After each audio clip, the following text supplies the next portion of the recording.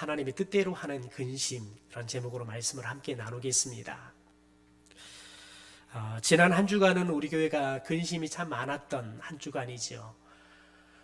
또 저 개인적으로도 그 어느 때보다 가장 근심 어리는 그런 전화를 받기도 하고, 또 근심해주면서 걱정을 해주고, 더 나아가서는 또 기도해줬던 그런 사람들이 참 많았던 그런 한 주간을 보냈습니다. 그런데 많은 사람들에게 전화를 또 하기도 하고 전화를 받으면서 이런 생각이 들었습니다. 특별히 믿음이 좋다고 하는 사람들의 전화를 받으면서 제가 이런 생각을 하게 되었습니다. 목사는 근심을 하는 것이 죄인가? 믿는 사람들이 근심을 하는 것은 잘못된 건가? 이런 생각을 하게 되었습니다.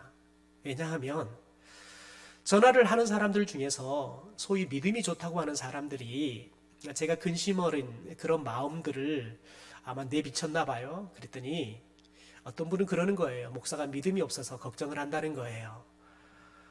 목사가 믿음이 없어서 근심을 한다는 거예요. 그 이야기를 들으면서 그분이 어떤 의미로 제게 그런 말을 하는지 충분히 이해도 하지만, 한편으로는 제 마음속에 그런 생각이 든 겁니다. 목사가 근심을 하는 것이 잘못된 건가? 근심을 하면 믿음이 없는 건가? 라는 생각을 하게 되었습니다. 그래서 성경 속에서 과연 믿음의 사람들은 어떠했는지, 그리고 하나님은 또 예수님은 이 근심에 대해서 어떻게 말씀하시는지 한번 생각해 보았습니다. 여러분, 우리들이 성경에서 믿음이 좋은 사람 하면 우리는 아브라함을 뽑을 겁니다. 왜냐하면 아브라함은 믿음의 조상이니까요. 믿음이 아브라함으로부터 마치 시작이 된 것처럼 하나님은 믿음의 조상이다, 아브라함을 이렇게 칭찬하지 않습니까? 믿음의 조상이었던 아브라함은 근심이 없었을까요?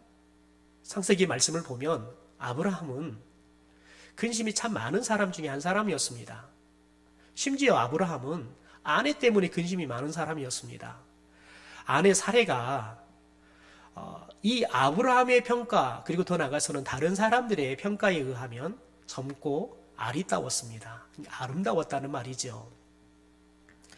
그런데 아브라함은 자신의 부인 사레가 젊고 아름다운 것이 근심거리였습니다. 한 번은 애굽 땅으로 내려갈 기회가 있었습니다. 그런데 아브라함이 근심이 되는 겁니다. 만약 애굽 땅으로 내려갔는데 애굽 사람들이 자신의 아내가 젊고 아름다워서 남편인 자신을 죽이고 아내를 취해버리면 어떨 걸까? 근데 아내의 걱정보다는 이 젊고 아름다운 아내 때문에 남편인 자신을 죽일 거에 대한 근심이 있었습니다. 그래서 아내 사레에게 이렇게 이야기를 합니다. 애굽 땅에 내려가면 당신을 내 아내다라고 말하지 말고 내 누이 동생이다라고 소개를 합시다. 이렇게 해서 애굽 땅의 바로 왕에게 이 아내를 자신의 아내라 말하지 않고 누이 동생이라고 거짓말을 하게 되어집니다. 결국은 들통이 나는 거짓말이 되고 말았지만, 아브라함은 이 자신의 아내가 아름다운 것 때문에 또 젊은 것 때문에 근심을 할 정도였습니다. 또한 우리들이 신약 성경에서 믿음이 참 좋은 사람, 믿음의 거장하면 우리는 바울을 이렇게 뽑을 겁니다. 여러분, 바울은 그 누구보다 믿음이 참 좋았던 사람입니다. 그래서 그 어떤 사역자들보다 가장 많은 지역, 심지어 다른 나라들까지 돌아다니면서 복음을 전하면서 여러 가지 어려운 일들도 만났던 사람이죠. 그러니까 근심거리들이 참 많을 사람입니다. 바울은 이 근심에 대해서 어떻게 이야기할까요? 또 바울은 근심을 어떻게 다루었을까요? 특별히 로마서 9장 1절에 보면 이 바울이 근심이 참 많았다는 것들을 우리가 보게 되어집니다. 우리 로마서 9장 1절의 말씀을 자막을 보면서 함께 읽어볼까요? 내가 그리스도 안에서 참말을 하고 거짓말을 아니하노라. 나에게 큰 근심이 있는 것과 마음에 그치지 않는 고통이 있는 것을 내 양심이 성령 안에서 나와 더불어 증언하노니. 바울에게는 근심이 있었는데 그냥 평범한 근심이 아니라 큰 근심이 있었다라고 이야기를 해요. 그 근심 때문에 마음속에 고통이 그치지 않았다. 한마디로 바울은 그냥 근심 덩어리로 살았다는 겁니다. 늘 바울의 일상이 근심하는 일상이었다는 겁니다. 또 바울은 이 근심 염려 때문에 마음이 늘 눌려 살았대요. 고린도후서 11장 28절에 보니까 이 외의 일은 고사하고 아직도 날마다 내 속에 눌리는 일이 있으니 곧 모든 교회를 위하여 염려하는 것이라. 바울은 모든 교회를 향한 염려 때문에 마음이 늘 이렇게 눌려 살았다고 고백을 합니다. 여러분, 철학의 믿음의 거장이라고 하는 바울도 이렇게 근심 속에, 염려 속에 날마다 마음이 눌리기도 하고 고통스럽게 살았다 고백합니다. 그럼 우리들이 아브라함도 바울도 사람이니까 뭐 근심할 수 있지라고 생각할 수 있습니다. 그러면 여러분, 하나님은 근심을 하셨을까요? 안 하셨을까요? 하나님도 근심을 하셨습니다. 에베소서 4장 30절에 보면 하나님이 근심했다는 것을 간접적으로 알 수 있는 말씀이 나오는데, 하나님의 성령을 근심하게 하지 말라라고 이야기합니다. 다시 말해서 하나님의 성령이 우리 때문에 근심을 하신다는 말이죠. 그래서 이 성령 하나님을 근심하게 하지 말아라 라고 이야기를 하는 겁니다. 창세기 6장 6절의 말씀을 보면 성부 하나님께서 근심하는 말씀이 나옵니다. 우리 함께 말씀을 읽어보죠. 땅 위에 사람 지으셨음을 한탄하사 마음에 근심하시고 라고 이야기해요.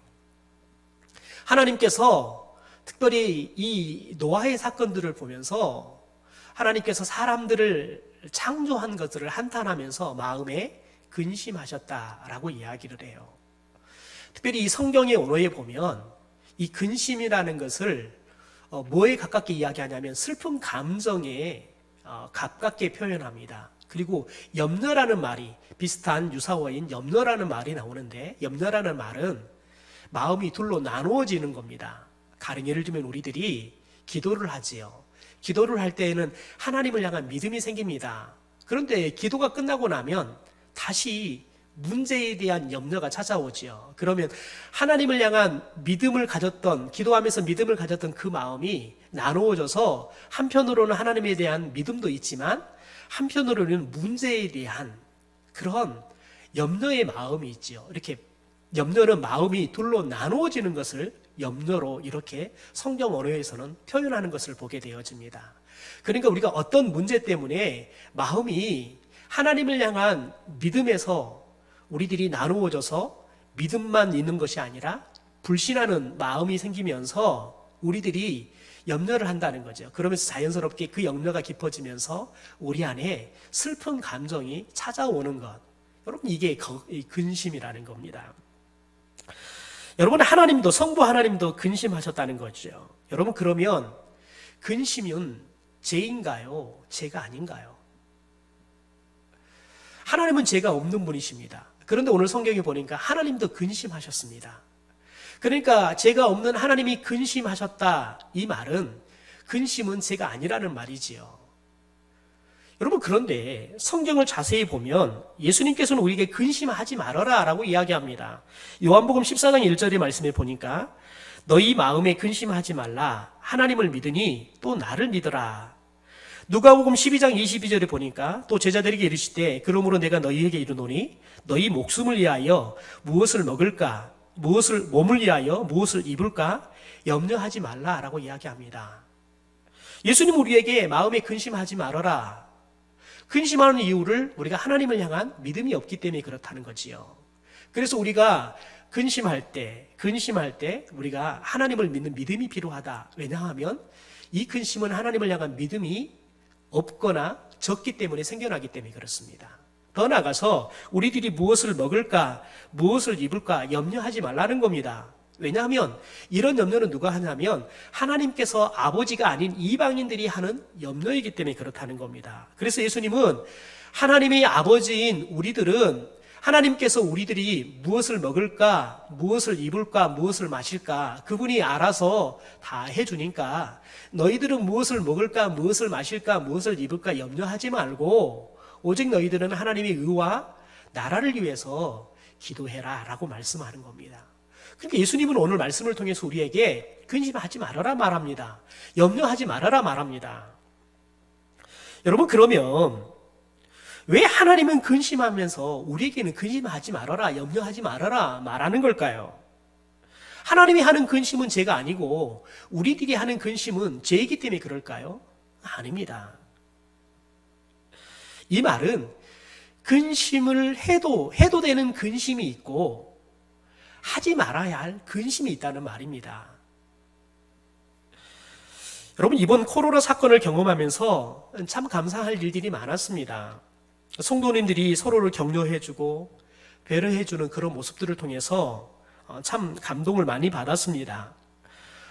또 서로를 염려해주면서 기도해주는 성도들이 많았습니다. 그래서 우리 성도님들이 코로나 검사를 하고 다 음성이 나왔다, 정성이 나왔다라는 소식들을 듣고 다들 하나님께 감사하다, 하나님이 우리를 지켜주셨다, 또 하나님이 우리 기도를 또 응답해 주셨다, 이렇게 다들 한 마음으로 감사하고 더 나아가서는 또 이렇게 기도해줬던 그런 모습들을 우리가 볼 수 있었습니다. 심지어 소식을 듣고 근접해서 접촉 가능이 있었던 그런 안내위원들이나 이런 분들을 모시고 제가 선별진료소에 가는데 다들 그러시는 거예요. 우리는 다 방역 지침 지켰으니까 우리 큰 걱정 안 한다고, 염려하지 않아도 되겠다고. 심지어 그래서 긴장감들을 풀기 위해서 차에 가시면서 농담도 하시기도 하고 그러셨어요. 그런데 원래 저희가 오전에 하면 오후에 나온다는 이야기를 들었는데 오후 늦은 시간이 돼도 나오질 않은 거죠. 그래서 알아봤더니 저희들이 검사했던 것들이 늦게서야 검사에 들어갔다는 거예요. 그러다 보니까 내일 오전에 나온다는 거예요. 그래서 그 소식들을 알려줬더니 다들 걱정이 돼가지고 편하게 있지를 못했더라고요. 그래서 제가 전해주는 소식을 듣고 아이고 이제 좀 마음을 놓겠다고 다들 그렇게 말씀을 하는 거지요. 속으로는 다들 염려가 됐던 거지요. 그럼에도 불구하고 목사가 걱정할까봐 그렇게 표현은 안 하시고 다들 그렇게 괜찮은 척, 또 우리 방역 지침 지켰으니까 아무 문제 없을 것이다, 이렇게 말씀들을 하신 거지요. 얼마나 성도들이 목사를 생각해주는 마음들이 귀한지 다시 한번 또 느끼는 그런 시간들이었습니다. 더 나아가서 많은 성도님들이 또 코로나 확진이 된 우리 권사님을 다들 걱정해 주시는 그런 마음들을 다들 이야기해 주셨어요. 그래서 자꾸 제가 통화하면 우리 권사님 어떠시냐고, 괜찮으시냐고, 가족들은 어쩌냐고 이렇게 안부를 묻는 성도들의 이야기를 들으면서 얼마나 마음이 감사했는지 몰라요. 왜냐하면 성도들이 또 이렇게 서로를 걱정해주고 염려해주고 더 나아가서는 기도해주는 그런 모습들이 너무 귀한, 정말 건강한 교회의 모습이었기 때문에 그렇습니다. 여러분, 이렇게 우리들이 서로를 위해서 걱정해주고 염려해주는 것, 이건 참 좋은 거지요. 그런데 이런 좋은 일도 있었지만, 이런 감동스러운 일도 있었지만, 또 한편으로는 어떤 마을에서는 또 우리 교회에 예배드렸던 우리 권사님들, 나이도 많은 권사님들에게 참 어렵게 하는 일도 있었어요. 동네 사람들이 우리 고암교회 예배드리고 왔다고 만나주지도 않고 말도 안 하고, 그래서 마치 죄인 취급을 한다는 거예요. 심지어 이장을 통해서 코로나 검사를 왜 검사를 하지 않느냐고 그렇게 또 우리 어르신들을 참 힘들게 하는 일도 있었습니다. 그래서 2차 저차해서 이렇다라고 설명을 드리지만 막무가내로 이야기들을 하는 그런 모습들을 봐야 했어요.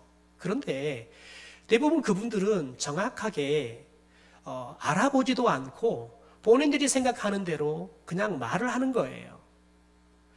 그분들이 더 이상 코로나가 더 동네로 더 많은 사람들에게 확산이 되는 것들을 염려해서 하는 그들의 마음들을 충분히 이해할 수 있어요. 그런데 중요한 건 뭐냐면 정확하게 알아보지도 않고 마치 그것이 자기들이 생각하고 말하는 것이 맞는 것처럼 또 진리인 것처럼, 그래서 사람들에게 마음이 불편하게 하고 때로는 마치 협박하듯이 이야기하는 그런 모습들을 보면서 참 마음이 아팠습니다. 여러분, 이런 근심은 안 하니만 못한 근심인 거죠. 이런 근심은 차라리 안 해주는 것이 낫다는 겁니다. 오늘 본문에 보면 우리가 해야 할 근심 그리고 하지 말아야 할 근심에 대해서 말씀을 해주고 있습니다. 우리 10절의 말씀을 같이 함께 읽도록 하죠. 10절 말씀 같이 읽겠습니다. 시작. 하나님의 뜻대로 하는 근심은 후회할 것이 없는 구원에 이르게 하는 회개를 이루는 것이요 세상의 근심은 사망을 이루는 것이니라. 오늘 말씀에 보면 하나님의 뜻대로 하는 근심은 해도 되는 근심이고 세상의 근심은 우리가 하지 말아야 된다라고 이야기를 해요. 왜냐하면 하나님의 뜻을 이루어드리기 위해서 하는 근심은 사람으로 회개를 하게 해요. 그리고 더 하나님의 뜻을 잘 이루게 하는 거지요. 그러니까 회개와 구원을 이루는 근심, 이 근심은 우리가 해야 할 근심이라는 겁니다. 그러나 세상 욕심을 이루지 못해서 하는 근심은 세상 욕심을 이루기 위해서 하나님의 뜻을 저버릴 수 있습니다. 그러니까 이것은 결국은 사망을 이루는 근심이니까 하지 말아야 할 근심이라는 겁니다.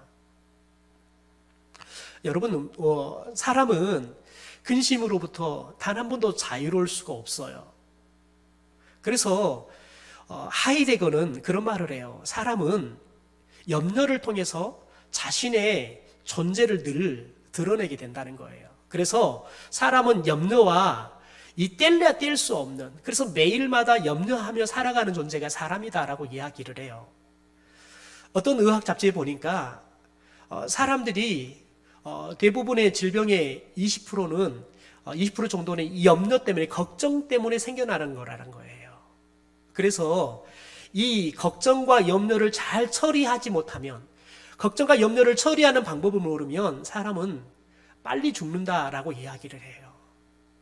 그렇습니다, 여러분. 우리의 이장병은 나쁜 음식을 먹어서 생기는 것이 아니라 많은 경우들은 걱정 때문에 생기는 거예요. 그래서 저와 여러분이 이 걱정과 염려들을 첫째는 잘 선별해서 할 줄 아는 것, 또 더 나아가서는 이 걱정과 염려들을 잘 처리할 줄 아는 것, 그게 지혜라는 거지요. 여러분, 우리들이 오늘 본문을 말씀을 통해서 우리가 해야 할 근심, 하지 말아야 할 근심에 대해서 우리들이 좀 잘 살펴보려고 합니다.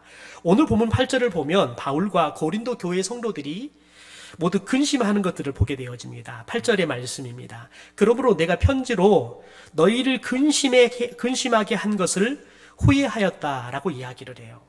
바울이 편지를 써서 고린도 교회 성도들을 근심하게 만들었다는 거죠. 그래서 바울도 편지를 쓴 걸 후회한다는 거죠. 다시 말해서 근심한다는 겁니다. 그러니까 바울과 고린도 교회 성도가 모두가 다 근심하고 있다는 말이지요. 여러분, 그러나 이 근심은 해야 할 근심이었습니다. 왜냐하면 이 근심 때문에 고린도 교회 성도들은 회개를 하고 믿음이 더 좋아졌습니다. 그래서 이 소식을 듣던 바울도 한때는 근심하고 편지를 쓴 걸 후회하지만 오히려 나중에는 더 기뻐하게 되었습니다. 실은 오늘 본문의 배경은 이렇습니다. 바울은 선교 여행 중에서 여행을 하다가 고린도 지역에 가서 1년 반 동안 선교를 하게 되어집니다.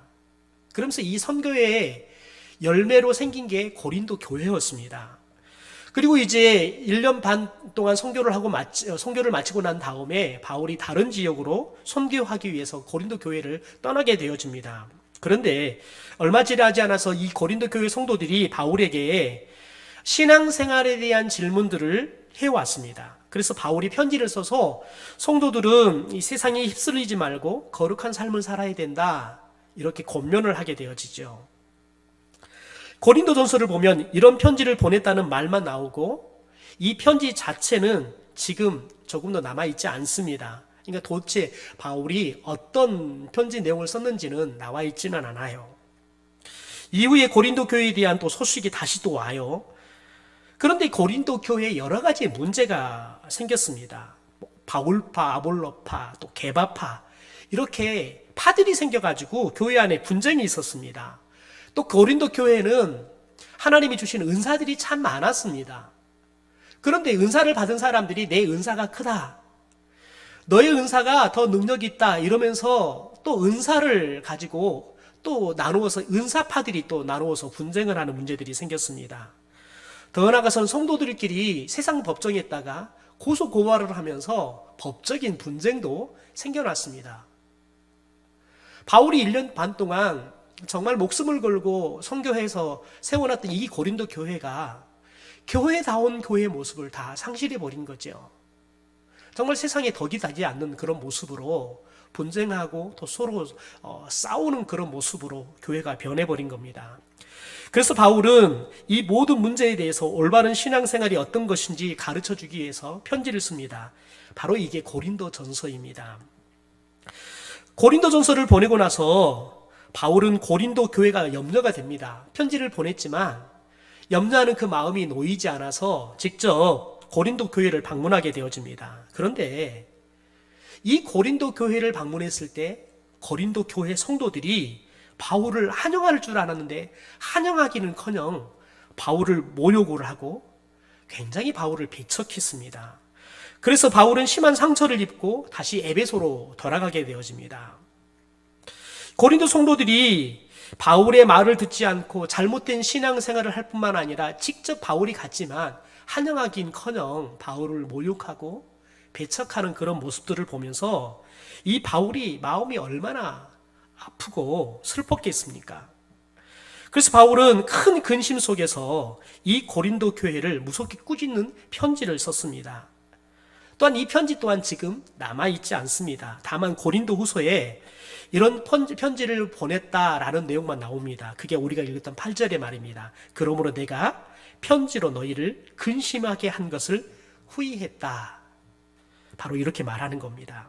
그러니까 이 말은 고린도 후서를 쓰기 전에 고린도 교회를 꾸짖는 편지를 썼는데 이 편지를 쓴 것 때문에 바울이 근심했다는 거예요. 그리고 또 후회했다는 거지요. 심지어 바울은 이 편지를 근심 중에 눈물로 썼습니다. 괴롭히기 위해서가 아니라 오직 그들을 사랑하는 마음으로 썼기 때문에 그렇습니다. 그래서 고린도후서 2장 4절에 보면 이렇게 말을 합니다. 내가 마음에 큰 눌림과 걱정이 있어 많은 눈물로 너희에게 썼노니 이는 너희로 근심하게 하려 한 것이 아니요 오직 내가 너희를 향하여 넘치는 사랑이 있음을 너희로 알게 하려 함이라. 바울은 염려하는 마음으로 또 사랑하는 마음으로 편지를 썼는데 정작 그들은 이 편지 때문에 근심하는 거예요. 그래서 바울이 편지를 썼던 것들을 후회했다라고 이야기를 하는 겁니다. 여러분 생각해 보십시오. 바울이 고린도 교회 성도들을 책망하는 편지를 썼습니다. 쓰고 나온 다음 마음이 시원했겠습니까? 속에 하고 싶은 말들 다 해버렸으니까 속이 시원했겠습니까? 아니요, 아팠습니다. 편지를 보낸 것을 후회할 정도로 마음이 아팠습니다. 바울의 편지를 받은 고린도 성도들은 두 가지 반응을 보일 수 있었을 겁니다. 하나는 바울에 대한 모욕을 주고 배척했던 그들의 마음이 오히려 더 삐뚤게 되어서 오히려 바울에 대한 반발감을 가지면서 바울을 미워하게 되어지는 그런 반응을 보일 수도 있을 겁니다. 또 한편으로는 바울의 편지를 받고 그들이 그들의 잘못에 대해서 회개하고 하나님 앞에 다시 돌아가는 건강한 신앙을 회복하는 반응을 보일 수도 있지요. 그런데 참 감사하게도 고린도 교회 성도들은 이 무서운 편지를 받고 난 다음에 그들이 회개했습니다. 그래서 다시 구원의 길로 돌아온 거지요. 그리고 바울을 사랑하고 다시 존경하게 되었습니다. 그러니 바울이 얼마나 감사하고 기뻤겠습니까? 고린도 교회 성도들이 회개한 것을 보고 바울은 근심에 대해서 이렇게 그래서 가르쳐 주는 겁니다. 우리 10절의 말씀을 다시 한번 이런 의미들을, 이런 배경들을 생각하고 한번 읽어볼까요? 같이 시작. 하나님의 뜻대로 하는 근심은 후회할 것이 없는 구원에 이르게 하는 회개를 이루는 것이요 세상 근심은 사망을 이루는 것이니라. 바울이 한때는 이 고린도 교회를 향해서 편지를 보낸 것을 근심하고 후회했다는 거예요. 그런데 이 바울의 후회와 다르게, 근심한 건 다르게 고린도 교회 성도들이 바울의 편지를 받고 그들이 다시 다 회개하고 그래서 온전한 구원의 백성들로 그들이 삶이 회복이 됐다는 겁니다. 그래서 하나님의 뜻대로 하는 근심은 후회할 것이 없다라고 이야기하는 겁니다. 자신이 후회했지만 지나고 보니까 후회할 것이 없더라라고 이야기를 하는 겁니다. 그래서 이런 근심은 하는 것이 좋다는 거지요. 여러분, 우리가 하나님의 뜻을 위해서 근심하면 그 근심은 반드시 회개와 구원의 영사를 이룹니다. 그래서 바울은 하나님의 뜻을 위해 근심하며 편지를 썼던 거지요. 고린도 교회 성도들도 하나님의 뜻을 생각하며 또 근심했습니다. 그래서 그 근심이 그들에게 회개하게 하는 삶의 변화가 일어나게 한 거지요. 이렇게 해서 바울과 고린도 교회의 성도 모두가 결국은 하나님께 큰 축복을 누리게 되어지는 겁니다. 여러분, 우리에게도 해야 할 근심이 있고 하지 말아야 할 근심이 있습니다. 가령 예를 들면 우리의 고3 아이들에 대한 우리 근심이 있잖아요. 이 아이들이 고3 시간들을 잘 보내서 내신 관리도 잘하고 또 수능도 잘 봐서 이 아이들이 가고 싶은 대학에 꼭 갔으면 좋겠다. 이런 근심이 있잖아요. 여러분, 그런데 이게 하나님의 뜻을 이루기 위한 근심이냐 아니면 세상 욕심을 이루기 위한 근심이냐, 이 근심이 해야 할 근심이 되기도 하고 하지 말아야 할 근심이 되기도 한다는 거예요. 여러분, 고3을 향한 근심은 해야 되는 거예요. 그런데 특별히 믿음의 사람들에게는 고3을 향한 근심도 하지 말아야 할 근심이 있고 해야 할 근심이 있다는 거예요. 다른 예를 들면 우리 아이가 이 고3의 시간들을 통해서 근심을 하되 우리 아이가 하나님의 뜻을 이루기 위해서 이 고3의 시간들을 잘 보내고 또한 대학에 진학했으면 좋겠습니다. 그래서 하나님이 주신 꿈을 이루고 하나님께 영광을 돌리는 아이가 됐으면 좋겠습니다. 라는 마음에 근심한다 그러면 이건 해야 할 근심이죠. 그런데 세상 사람들처럼 똑같이 좋은 대학에 가야 돼. 세상에 출세해야 돼. 여러분, 이런 세상적인 근심을 가지고 우리 아이들을 근심한다 그러면 어떤 일들이 일어나냐면 학원과 교회 가는 시간이 겹친다 그러면 너 고3 동안은 이 1년 동안은 교회 가지 말고 너 가서 학원 다녀야 돼. 그래서 성적 잘 받아야 되는 거야. 때로는 그렇습니다. 그냥 너 너무 힘드니까 주일이라도 좀 늦잠 자라. 그래서 1년만이라도 주일날 좀 늦잠 자고 고등부 가서 예배 드리는 거 좀 안 해도 될 것 같아. 이렇게 말하는 부모님들이 의외로 많다는 거예요. 여러분, 우리 아이들이 고3의 시간들을 보내는 것은 근심거리예요. 염려해야 될 거죠. 그런데 여러분, 우리들이 하나님의 뜻을 이루기 위해서 하는 근심은 해야 되는 거지만, 그러나 세상 사람들처럼 세상의 욕심을 채우기 위해서 세상 사람들처럼 좋은 대학 가야지 출세한다라는 여러분 그런 욕심 때문에 하는 근심이라 그러면 하나님보다 못한 근심이 되어버린다는 거예요. 여러분, 그래서 우리 아이들이 하나님의 뜻을 이룰 수 있도록 부모님들이 근심을 할 줄 아는 것, 그게 여러분 우리 아이들이 건강한 신앙을 심어줄 수 있는 거예요. 우리 아이들이 취업 문제도 마찬가지입니다. 특별히 청년들이 취업 문제로 2년, 3년, 4년 이렇게 취업 준비를 하다 보면 나중에는 그렇습니다. 청년부에 와서 열심히 봉사하고 일하는 것들을 부모님들이 싫어하세요. 그것도 믿음의 부모님들이 싫어하세요. 지금 네가 교회에 와서 이런 지금 일을 할 때냐는 거예요. 열심히 공부해가지고 취업을 해야지. 너가 지금 와서 지금 이렇게 봉사할 때냐고 라고 이야기하면서 아이들이 예배드리고 봉사하는 것들을 못하게 하시는 부모님들이 많은 거예요. 여러분, 이것은 하나님의 뜻을 이루기 위한 근심 속에서 나오는 이야기가 아닌 거예요. 세상 욕심을 추구하기 위한 근심 속에 나오는 말이고 행동인 거예요. 여러분, 고3의 아이들도 취업을 준비하는 아이들도 그 어느 때보다 하나님의 은혜가, 하나님의 도우심이 필요한 때예요. 그래서 여러분, 더 하나님의 은혜를 경험할 수 있도록, 하나님의 도우심을 경험할 수 있도록 더 예배해야 되는 거예요. 더 기도해야 되는 거예요. 더 말씀을 붙잡고 살아야 되는 거예요. 단 균형을 잘 잡혀야겠지요. 시간적인 균형을 잘 맞춰야겠지요. 여러분, 우리가 하나님의 뜻을 이루기 위해서 고3도 취업생들도 우리들이 하나님의 뜻을 이루는 근심을 할 수 있도록 부모님들이 건강한 근심을 할 줄을 알아야 되는 거예요. 그래서 아이들에게 하지 말아야 할 근심을 하지 않게 하고 해야 할 근심을 하면서 오히려 하나님 앞에 그 근심 때문에 믿음이 더 좋아지고 더 나아가서 하나님의 은혜와 하나님의 축복을 더 많이 경험할 수 있는 아이들로 세워져 갈 수 있기 때문에 그렇습니다.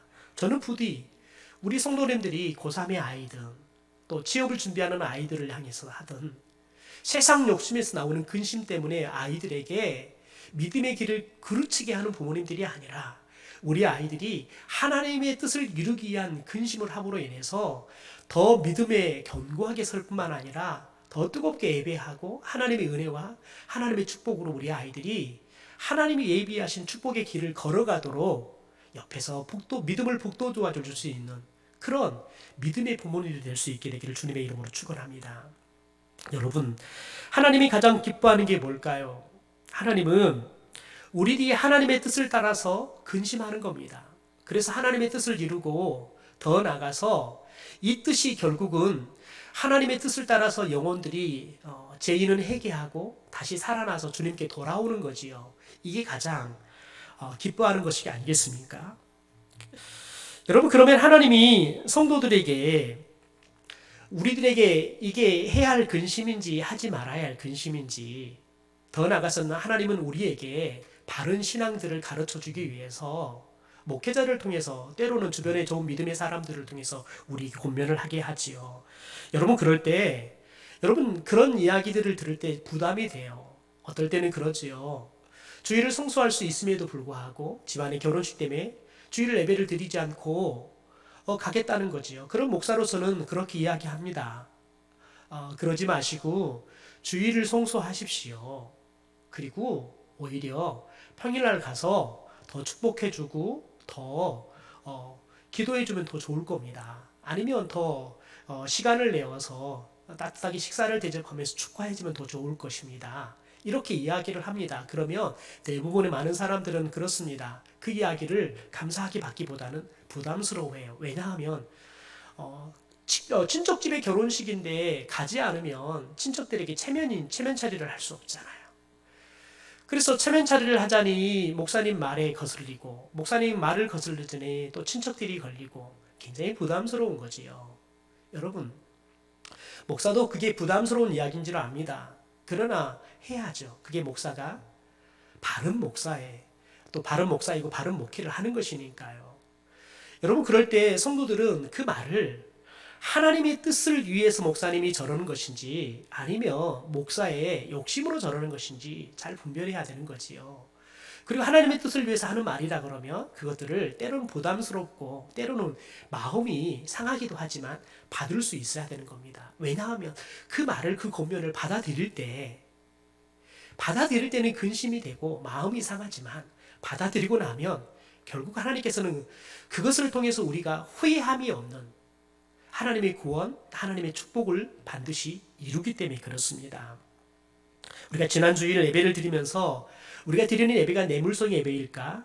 하나님께 선물로 드리는 예배일까? 말씀을 나누었습니다. 그리고 제가 마지막 말미에 여러분이 오늘 드리는 이 예배가 뇌물성 예배가 될지 선물이 될지는 이제 여러분이 저 예배당 문을 열고 나가서 일주일 동안 살아가는 삶 속에서 결정이 될 것입니다. 여러분이 하나님을 사랑함으로 선물로 예배를 드렸다 그러면 사랑하는 하나님의 말씀을 따라서 세상 속에 살게 될 것입니다. 그러면 여러분이 오늘 드리는 예배가 사랑의 선물로 드리는 예배가 될 것입니다. 그러나 여러분이 아무리 오늘 예배를 잘 드렸다 하더라도 저 문을 열고 나가서 하나님의 뜻을 이루지 못하고 불법을 행하며 살아간다 그러면 결국 여러분은 드린 예배가 뇌물성 예배가 될 것입니다. 다음 주에 오시면 제가 뇌물성 예배를 드렸는지 선물성 예배를 드렸는지 질문할 것입니다. 여러분 어떻습니까? 지난주에 드렸던 예배는 뇌물성 예배였습니까? 사랑의 선물로 드리는 예배였습니까? 저는 우리 성도들이 부디 뇌물성 예배가 아니라 사랑의 선물로 드리는 예배가 될 수 있게 되기를 주님의 이름으로 축원합니다. 여러분, 우리가 하나님의 말씀을 들을 때, 또 우리가 하나님의 말씀대로 살아갈 때 세상 속에서 근심할 수 있습니다. 그런데 여러분, 그 근심이 무엇을 위한 근심인지 늘 잘 정리해야 합니다. 그래서 저와 여러분이 세상 욕심을 이루기 위해서 하는 근심이라 그러면 여러분 그 근심은 버려야 합니다. 아무리 꼭 해야 할 근심일지라도 버려야 합니다. 그러나 그 근심이 내 마음을 짓누르고 죽을 것 같은 근심이다 할지라도 하나님의 뜻을 이루기 위한 근심이라 그러면 그 근심은 하는 것이, 마땅히 하는 것이 우리에게 옳은 줄 믿습니다. 우리가 근심할 때 우리의 근심을 통해서 하나님께서는 반드시 후회할 것이 없는 구원의 역사, 회개의 역사를 이루기 때문에 그렇습니다. 특별히 사도행전을 보면 베드로가 성령의 임재를 경험하고 유대인들이 가서 당신들이 죽인 그 예수가 메시아였다고 설교를 합니다. 그랬더니 유대인들이 어떻게 하냐면 사도행전 2장 37절에 이렇게 말합니다. 그들이 이 말을 듣고 마음에 찔려 베드로와 다른 사람들에게 물어 이르되 형제들아 우리가 어찌할꼬 하거늘. 여러분, 베드로가 전하는 이 말씀을 듣고 그들이 마음에 찔렸대요. 그런데 여러분, 그들이 이 마음에 찔리니까 어떻게 합니까? 회개했습니다. 회개하고 주님 앞에 돌아와서 그들이 구원을 받고 세례를 받습니다. 그런데 사도행전 7장을 보면 스데반이 똑같은 설교를 합니다. 당신들이 죽였던 그 예수가 메시아였다고 설교를 합니다. 여러분, 그런데 그들 또한 마음이 찔렸습니다. 그런데 그들이 어떻게 반응을 보입니까? 사도행전 7장 57절입니다. 그들이 큰 소리를 지르며 길을 막고 일제히 그에게 달려들어. 여러분, 똑같이 마음이 찔렸습니다. 마음에 그들이 근심이 됐다는 거지요. 그런데 여러분, 중요한 건 뭐냐면 그들이 큰 소리를 지르고 길을 막고 스데반에 일제히 달려들어서 돌로 쳐 스데반을 죽이고 맙니다. 저와 여러분이 하나님의 말씀을 듣고 그 말씀이 우리에게 근심하게 할 수 있습니다. 여러분, 그런데 우리들이 하나님 앞에서 건강하게 그 근심을 하게 되어지면, 하나님의 뜻을 이루기 위해서 근심하게 되어지면 우리가 회개를 하고 하나님 앞에서 온전한 신앙으로 돌아오는 역사가 일어나게 될 줄 믿습니다. 여러분, 아무쪼록 우리가 하나님의 말씀을 들을 때 내 명예나 기분이나 욕심을 위한 근심을 하지 말고 오직 하나님의 뜻을 위한 근심을 함으로 인해서 우리의 신앙이 더 자라고 깊어지고 하나님의 더 크신 은혜와 구원의 축복들을 누리는 성도들이 되시기를 주님의 이름으로 축원합니다.